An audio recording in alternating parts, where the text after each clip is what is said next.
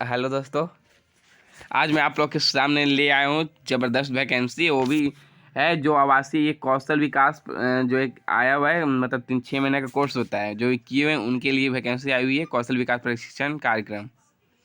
तो आइए उनके बारे में थोड़ा जानते हैं कि ये भारतीय पशुपालन निगम लिमिटेड में कौन कौन सी वैकेंसी आई हुई है, क्या कौन कौन सी पोस्टें हैं।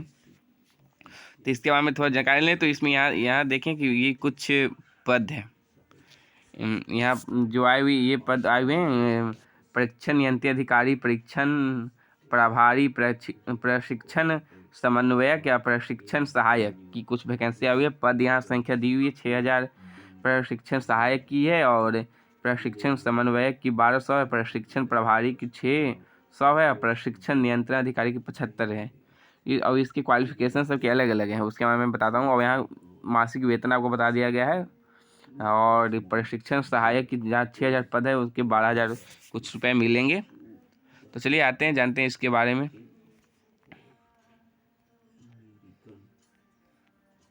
तो यहाँ देखिए योग्यता के बारे में जानते हैं। तो पहला योग्यता प्रशिक्षण नियंत्रण अधिकारी के बारे में। तो यहाँ बताया गया है, मतलब बोल रहा है कि भारत में आप किसी विश्वविद्यालय से आप स्नातकोत्तर किए होना चाहिए, और साथ में आपको ये इसका जो है पशुपालन कृषि क्षेत्र में डेयरी फार्म, बकरी फार्म या करक मतलब मुर्गी फार्म हो गया, प्रशिक्षण कार्य में अनुभव रखने का आपके पास होना चाहिए, तब ये फॉर्म फिल कर सकते हो। वही प्रशिक्षण प्रभारी के बारे में बात करें तो इसमें आप ग्रेजुएट होना, किसी भी विश्वविद्यालय से आप ग्रेजुएट हो, और साथ में आपके पास कौशल विकास प्रशिक्षण में प्रवेश दिलवाने वाले कार्य में अनुभव का होना बहुत जरूरी है। अब आते हैं, देखते हैं प्रशिक्षण समन्वयक। इसमें क्या खोजा है, इसमें आप 12th पास खोज रहे हैं। आप 12th पास हैं तो फॉर्म फिल कर सकते हैं, लेकिन साथ में आपको कौशल विकास प्रशिक्षण में प्रवेश दिलवाने वाले कार्य में अनुभव रखने का आवेदक को चयन में प्राथमिकता दी जाएगी। आपका अनुभव होना जरूरी है, तो ये फॉर्म फिल कर सकते हो। वही प्रशिक्षण सहायक की यहाँ बात करें तो इसमें भारत में 10th पास पे ये है, और इसमें भी आपको थोड़ा अनुभव होना चाहिए, तो ये फॉर्म फिल आप लोग कर सकते हो। और अन्य योग्यताएँ स्वास्थ्य सब पे है। चलिए आप बात करते हैं आयु सीमा की। यहाँ बात की जाए तो आयु सीमा यहाँ देख लीजिए।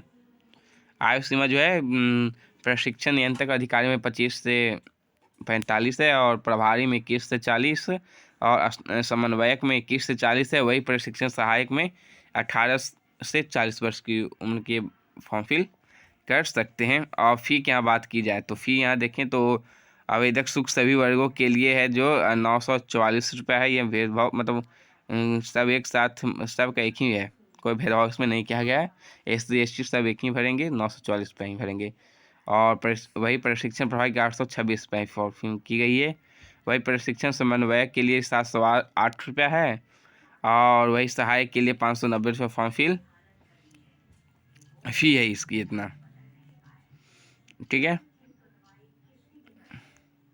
अब यहाँ बोल रहा है कि पद के अनुसार लक्ष्य, कार्य, दायित्व, अधिकार, कर्तव्य एवं क्या इसके लाभ है, ये इसके बारे में थोड़ा जान लें। तो यहाँ देखिए बताया जा रहा है कि अब आते हैं बात प्रशिक्षण नियंत्रण अधिकारी के बारे में जानते हैं। तो यहाँ बोल रहा है कि अब कि आप जिला स्तर पर निगम की डेयरी फार्म, बकरी फार्म, ये सब जो है परियोजना आवासीय कौशल विकास प्रशिक्षण को आमजन में प्रचार प्रसार करना है। मैं इसमें पहला आपका लक्ष्य कार्य सब रहेगा। कार्य इसके बारे में आपको बताया जा रहा है। और यही नहीं, और बोल रहा है कि शिक्षित ग्रामीण बेरोजगार व कृषि पशुपालन क्षेत्र में ये सब रुचि रखने वाले युवाओं को जागरूक करने के लिए आपको बताया जा रहा है। और है प्रशिक्षण प्रभारी की सहायता से आवासीय कौशल विकास प्रशिक्षण में आपके जिले में प्रति तहसील न्यूनतम 120 मासिक प्रवेश दिलवाना होगा। वही अधिकार यहाँ है कि प्रशिक्षण नियंत्रण अधिकारी के अधीन प्रत्येक तहसील पर एक प्रशिक्षण प्रभारी का होना आवश्यक है, और ये अधिकार आपका रहेगा, मतलब आपका उस सामने उसके होना बहुत जरूरी है। कर्तव्य भी कुछ दिया हुआ है यहाँ, जान जाए कि निगम को निश्चित प्रपत्र पर अपने कार्यों को प्रत्येक सप्ताह रिपोर्ट देना पड़ेगा। ये सब कुछ कार्य है। लाभ है कि 21,000 आपको जो मासिक वेतन इससे मिलेंगे, और प्रतिवर्ष मासिक वेतन में 10% बढ़ोतरी भी की जाएगी। ये सब कुछ है। और सबके यही आपके सबका जो है पोस्ट सब में यही अपना दिया हुआ है। इतना क्या क्या काम है आप जरूर इसे देख लेंगे।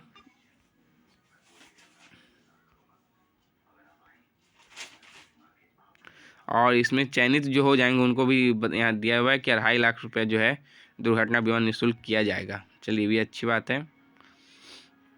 और चयन प्रक्रिया यहाँ बात कर ली जाए, चयन प्रक्रिया बहुत ज़रूरी है। कैसे आपको चयन होना है, कैसे फॉर्म फिल करनी है, इसके बारे में जानते हैं। तो चलिए चयन प्रक्रिया देख लें। तो आपको सबसे पहले अंतिम तिथि तक मतलब आपको फॉर्म फिल तो कर देनी है। मैं बताऊंगा कहाँ करनी है फॉर्म फिल। तो आवेदक या आवेदन पत्र में स्वयं का मोबाइल नंबर, ईमेल आईडी भरें। गलत मोबाइल नंबर, ईमेल आईडी नहीं होना चाहिए, पहली बात ये। और आवेदन पत्र प्राप्ति के पश्चात फॉर्म में भरी गई जानकारी के आधार पर ऑनलाइन ये जो परीक्षा, ऑनलाइन बौद्धिक परीक्षा सूचना आपकी रजिस्टर ईमेल पे आ जाएगी। मतलब आपके मोबाइल नंबर या ईमेल पे मैसेज आ जाएगी कि आपका एग्ज़ाम जो है इस समय होने वाली है। ऑनलाइन बौद्धिक परीक्षा का तिथि, समय सब मैसेज आ जाएगा ईमेल पर। अब बात कीजिए ऑनलाइन परीक्षा में सफल जो व्यक्ति होते हैं, ईमेल द्वारा उसको घोषणा पत्र दे दिया जाएगा और 100 रुपये का स्टैम्प पेपर पर नोटरी करवा कर डाक के माध्यम से आपको पता फिर भेजना होगा।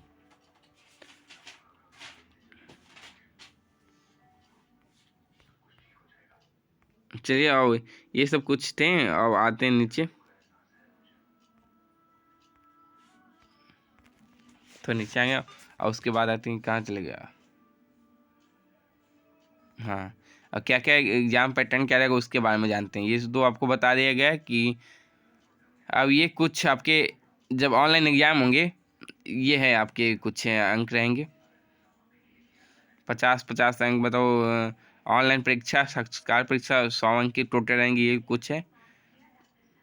अब बात की जाए, और इसमें जो आपको उत्तीर्ण होने के लिए 36% अंक लाना अनिवार्य है, ये भी इसमें बता दिया गया है।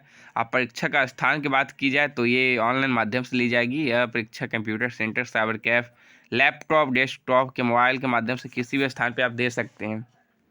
ठीक है, ये सबसे बड़ी ये बात है कि आप किसी मोबाइल से भी आप ये मतलब एग्ज़ाम आप दे सकते हैं, और इससे अच्छी कोई बात है ही नहीं।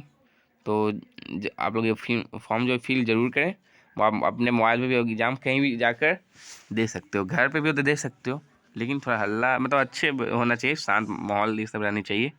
अब बात करें ऑनलाइन आवेदन, तो ये आपका वेबसाइट है www.भारतीय-पशुपालन.com पे आपको जाके फॉर्म फिल जो है अप्लाई कर देनी है।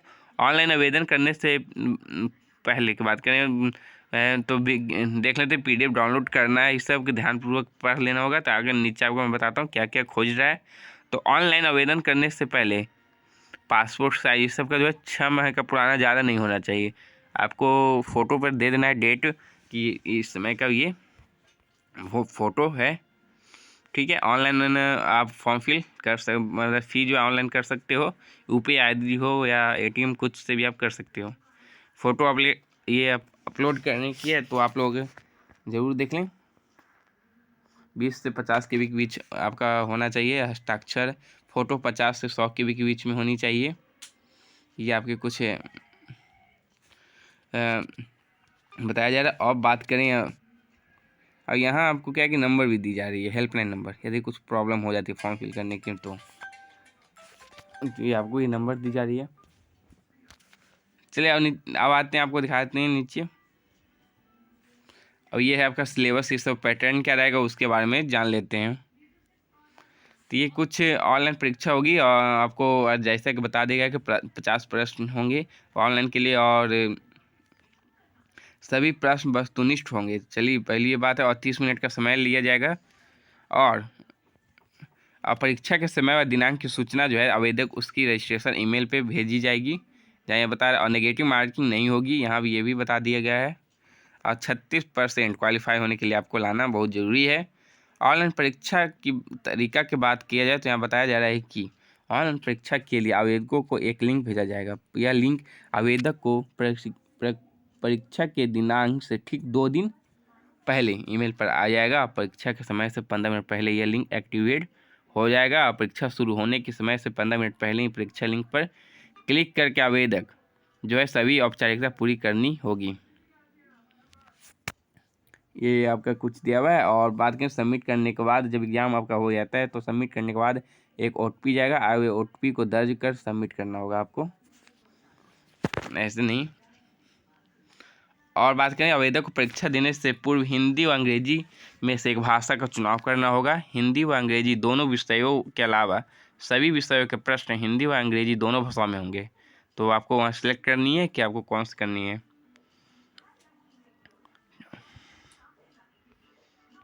ऑनलाइन परीक्षा से संबंधित विशेष जानकारी देख लें क्या क्या रहेगा।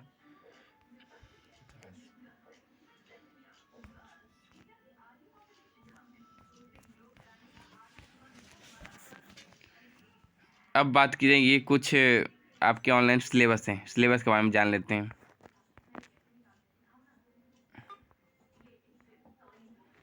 ये आपकी 30 मिनट जो समय लिया जाएगा, ये सिलेबस है, हिंदी में रहेगी। भारत कृषि पशुपालन के 10 क्वेश्चन रहेंगे, वही कौशल विकास पे 10, स्किल डेवलपमेंट पे 10 रहेंगे, सामयिकी राष्ट्रीय स्तर पे 10 क्वेश्चन रहेंगे और कंप्यूटर से संबंधित 10 क्वेश्चन आपके रहेंगे। वही विषय है, ये हिंदी में कुछ ये आपको पढ़ लेना। मुहावरे, अलंकार, शुद्ध वर्तनी, वाक्यांश, विलोम, समास।